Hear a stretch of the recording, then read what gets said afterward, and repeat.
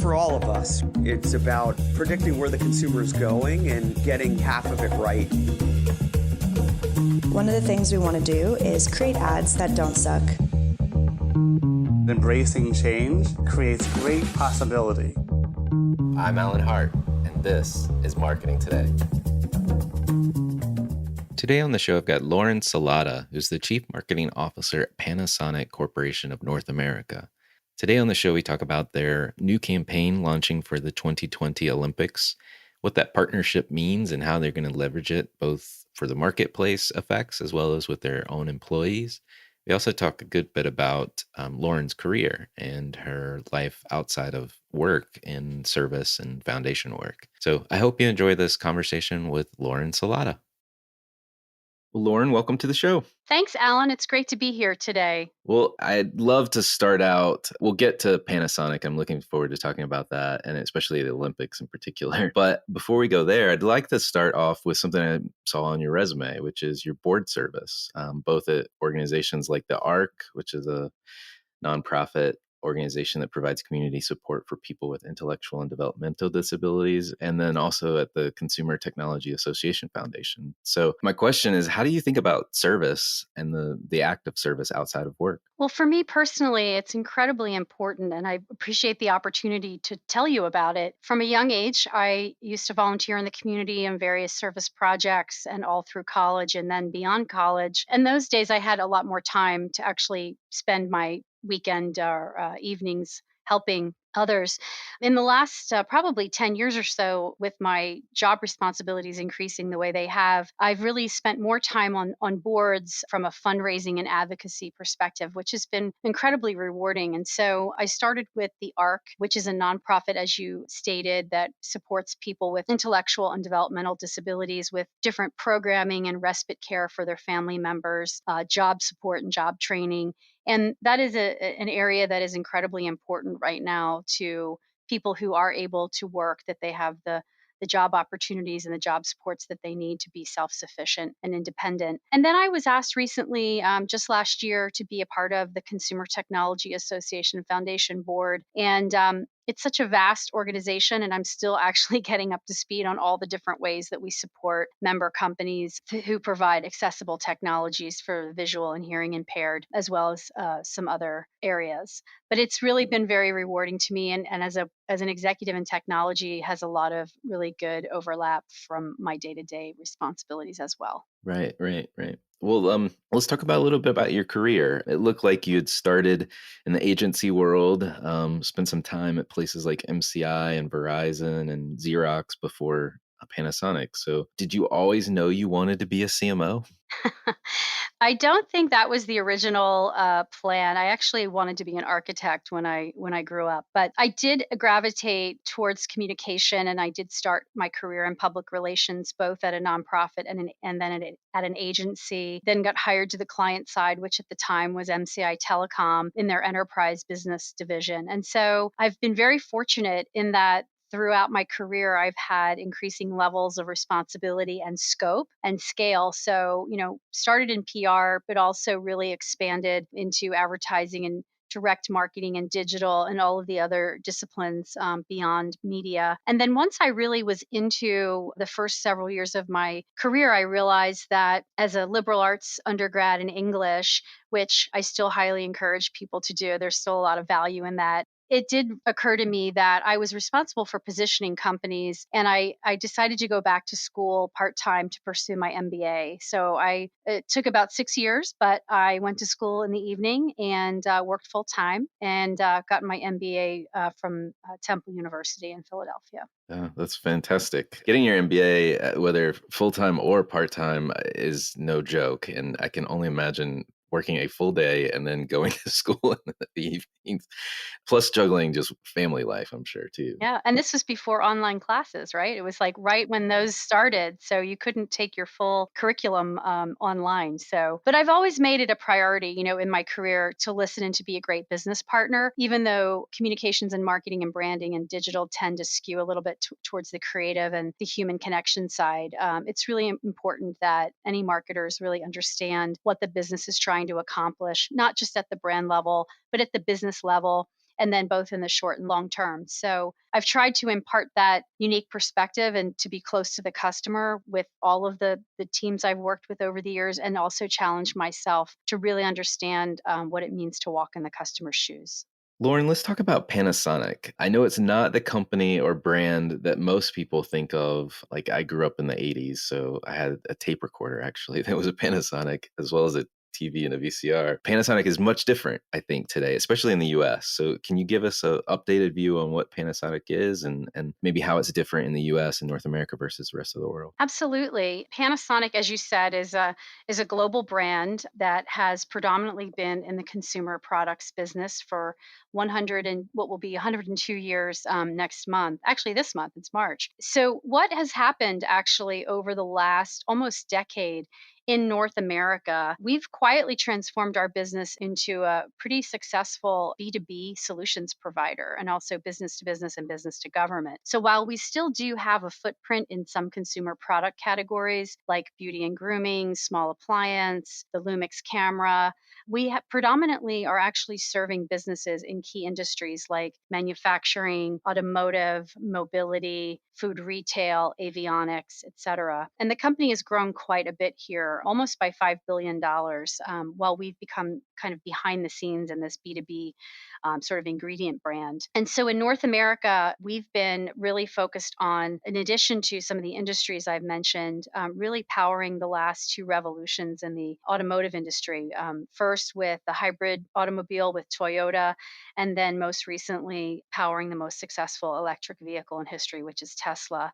And we also are in the intelligent transportation space. So we run the largest intelligent data network in partnership with the departments of transportation in several states here in the US, which is enabling state government to deliver better traffic management services to their consumers who are driving on the road. And we were also really the first American manufacturer to design and engineer a commercial refrigeration system charged with a more environmentally friendly propane. So the red thread that runs through all of our solutions is really sustainability and contribution to society. And that's really been part of our basic business principles for as long as we've been in existence. So we're still around and we're still a global power, but we're just a little bit more in the background than I think what you've been used to. And myself, growing up with different things like you described, alarm clocks and pencil sharpeners and cassette players. Right, right. Well, it sounds like I may be interacting with Panasonic every day. I just didn't realize Yeah, it. probably. There you go. Well, I know we want to talk about the Olympic sponsorship and the campaign that you guys are kicking off with the 2020 games. But as I was doing a little bit of research, it looked like Panasonic on a global basis has been either a worldwide partner of the Olympics dating back to like 1988. And 32 years is a long commitment. So I was wondering what it is about the Olympics that keeps Panasonic coming back.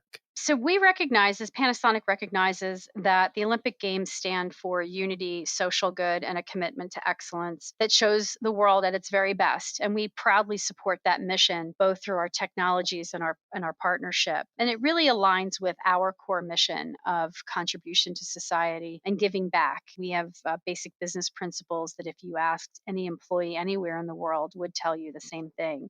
And so we've been a proud Olympic partner for over 3 decades, as you mentioned. And we've been providing technology for the Olympics since the 1984 Summer Games in Los Angeles, and for the Paralympic Games since 1998, the Winter Games in Nagano. And today we are one of only 14 top Olympic sponsors. So if you reflect back on recent games in London, Rio, or Pyeongchang, you might recall some of the opening ceremonies and how unbelievably immersive they were. They were using our high brightness projectors and projection mapping to create those experiences that became part of the history of the Olympic Games. And as Japan's first official worldwide partner for the Paralympics, we provide audiovisual products and services that support accessibility to everyone. So yeah, so those are just some of the ways that we participate, and we really feel like there's a really strong alignment of our mission and values. What are you planning for the 2020 Olympic partnership? Tell us about and I know you want to talk about your digital campaign, What Moves Us, or hashtag What Moves Us. So tell us a little bit about it. Absolutely. So at CES 2020, just a month or so ago,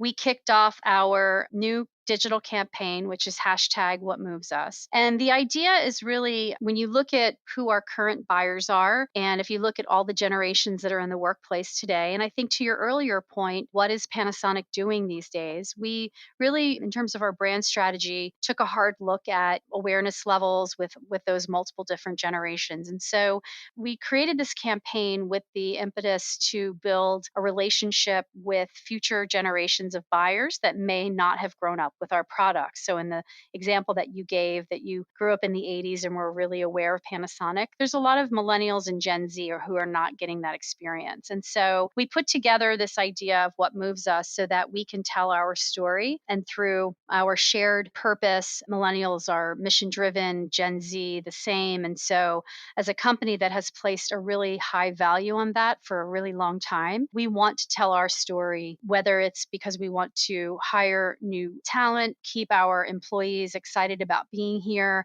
or selling new solutions that actually contribute to society and create a better world. We wanted to tell all of those stories. So that's where we came up with What Moves Us, and it plays off of our brand platform, Technologies That Move Us. And a big part of that kickoff was at CES, we launched just this past January the first phase of that, which had an Olympic sub theme. And obviously, as an asset as big as a top sponsorship with the Olympics, we wanted to capitalize on that. And we were, I think, officially 200 days out from the games when we launched this at CES. And so the first phase is what we call Team Panasonic, and it's made up of the company's 270,000 plus employees worldwide. And today, in addition to world-class athletes who share our passion for doing good, we wanted to highlight some special Olympians like Michael Phelps, who in his retirement has become a philanthropist and really focused on giving back through his foundation. As you know, he's the most decorated Olympian of all time with 28 Olympic medals. And we felt that it would be great to have him as he kind of comes out of his competitive career to really help us represent this idea of passion powered by progress. We also asked Katie Ledecky, who is a 5-time Olympic gold medalist, Lex Gillette, who's a 4-time Paralympic silver medalist in the long jump and still competing. He's also a motivational speaker. And then we have a Japanese American Olympic hopeful, Sakura Kokomai, who's a 7-time USA national karate champion who will be competing this summer in Tokyo.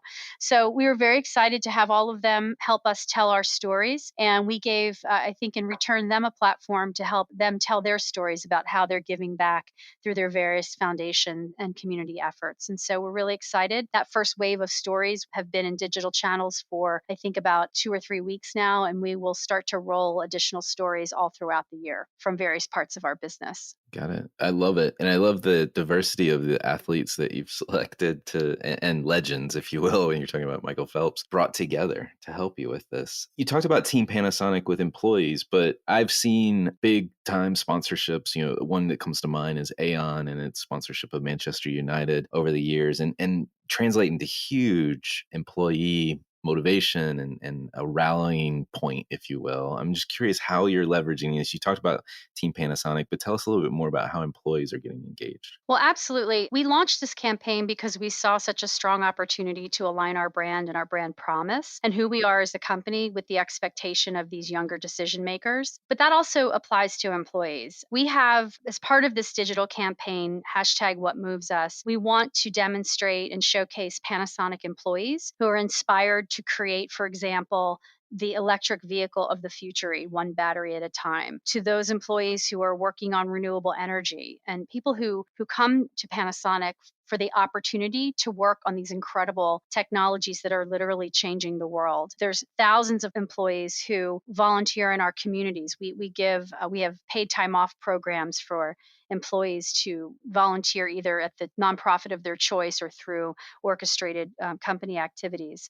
And this whole thing, really, the creative of the campaign seeks to expose millennials and Gen Z generations to Panasonic, again, a brand that might not have grown up with, but certainly a company that's focused on creating a better life and a better world. So just connecting with employee values, customer values about passion, hard work, collaboration, and impact. And so we're activating with employees on different levels, giving them a chance to actually be in the advertising. We have additional opportunities for them to meet the athletes. We have social activation innovation, competitions, and things like that. So lots of ways to kind of keep this internally something that's people are excited about. That's great. And you've talked about this a couple of times now, but you're wanting to, I guess, update your image and provide more brand awareness to the younger audience, these younger generations that may not have been as interfacing with Panasonic like I was early in my childhood. Are there other objectives or aims, if you will, that you're hoping that this campaign overall will help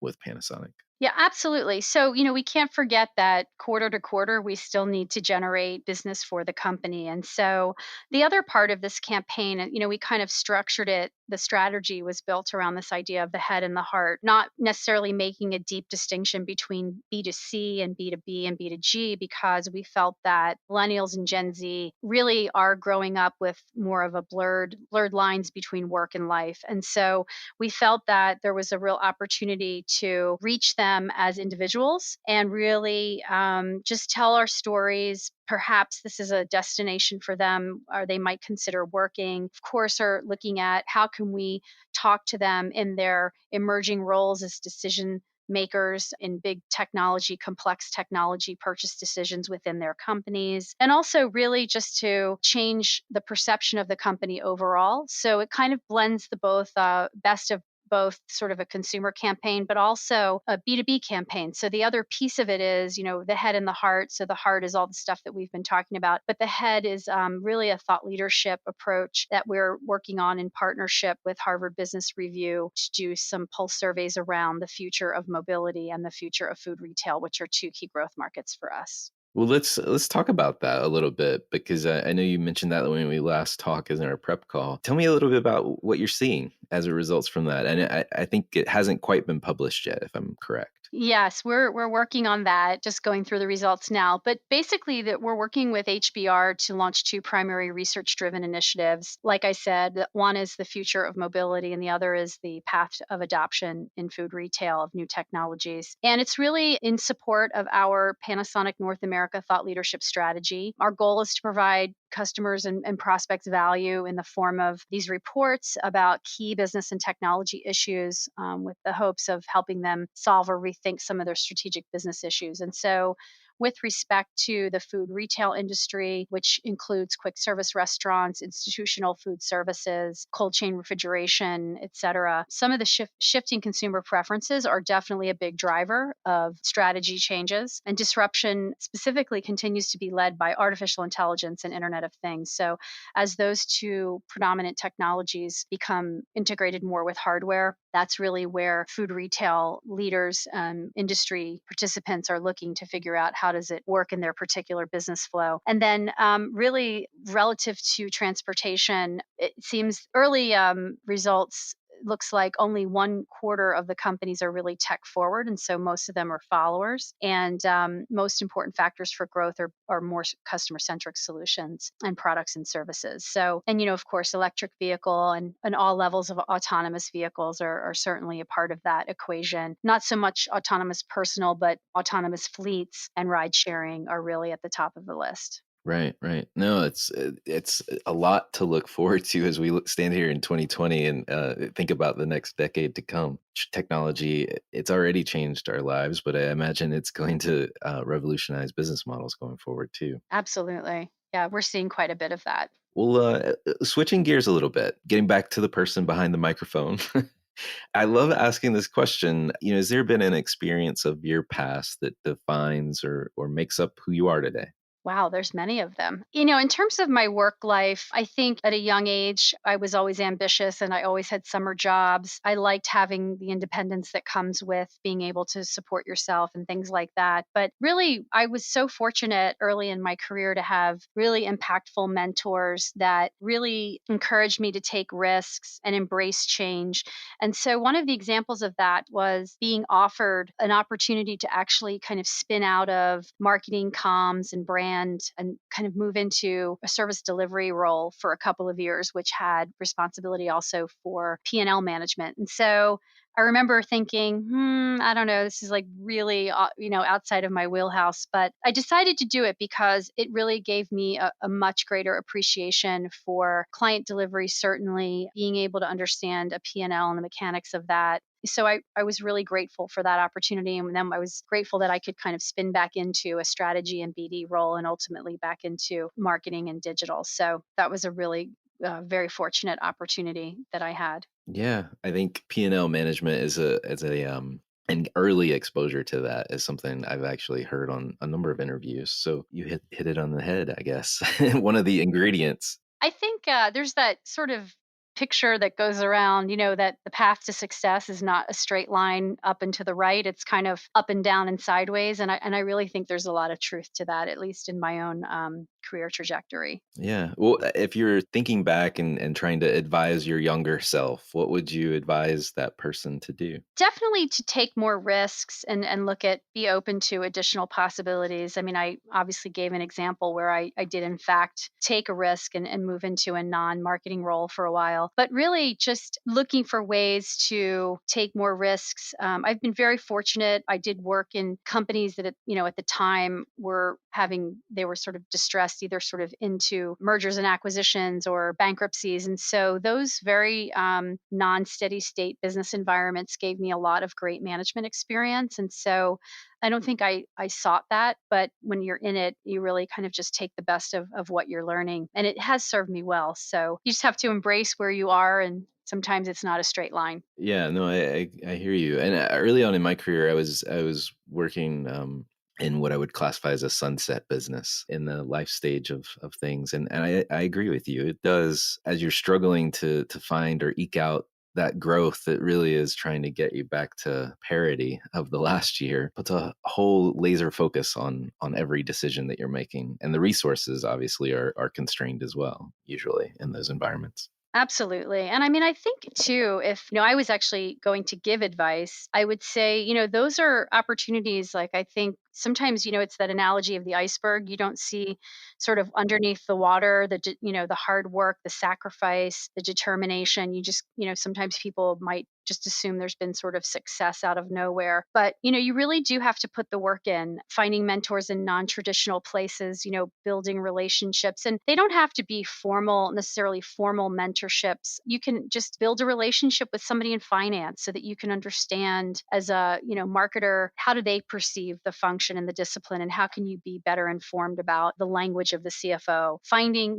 understanding and maybe working with engineers more closely to understand and to share with them back, don't just build for technology's sake, but maybe help them with why is that solution important? What outcome can it deliver for a user? All of those types of things. And so you really just have to, and I guess the other last thing I would say is learn to walk in your customer's shoes, as I mentioned earlier. It's so key to understand the other side of the fence. And as a marketer, don't limit yourself to being sort of what I would say in the back office, be it on the edges where the customers are. And that could also look like an industry association role. You can volunteer for committees and just really getting into your industry, whatever it may be, and really understanding the players and the policies and the challenges. Well, as a marketer, I'm curious if there's companies or brands that stand out to you, or you think other people should take notice of. Yeah, I mean, there's so many companies that are doing great work. The ones that immediately come to mind are Salesforce, for example. They've created an amazing community, even beyond their direct customers, right? With their 111 give back structure. I think Microsoft has been incredibly powerful in their dedication to accessibility and inclusion of their products. And then, MasterCard, Raja is doing some really innovative things and taking a lot of interesting risks. So I think, depending on how you look at it, I think there's a lot of really amazing work being done. Yeah, no, that's good. And Raja's been on the show before. I need to get him on again to talk about his audio branding that's going on lately because it's intriguing what he's doing there. Well, last question for you. What do you feel like is maybe the largest opportunity, or it could be a threat that marketers are facing today? I think there's a couple things. I think technology for technology's sake, you have to remember the humanity of what you're doing. You have to remember that technology has to be in service of the business and in service of the communication effort. And we're, as marketing leaders, inundated with all kinds of choices about tools and technology. So we try to manage that with a process and an approach. But I think you have to be smart on that front. And, in terms of losing sight of the humanity of what you're doing, right? At the end of the day, you want to come across as relatable and human. Great advice and things to look forward to and focus on. So thank you so much, Lauren, for coming on the show. Oh, it's my pleasure, Alan. Thank you so much for having me. Hi, it's Alan again. Marketing Today was created and produced by me. If you're new to Marketing Today, please feel free to write us a review on iTunes or your favorite listening platform. Don't forget to subscribe and tell your friends and colleagues about the show. I love to hear from listeners, and you can contact me at marketingtodaypodcast.com. There you'll also find complete show notes with links to anything we talk about on any episode. You can also search our archives. I'm Alan Hart, and this is Marketing Today.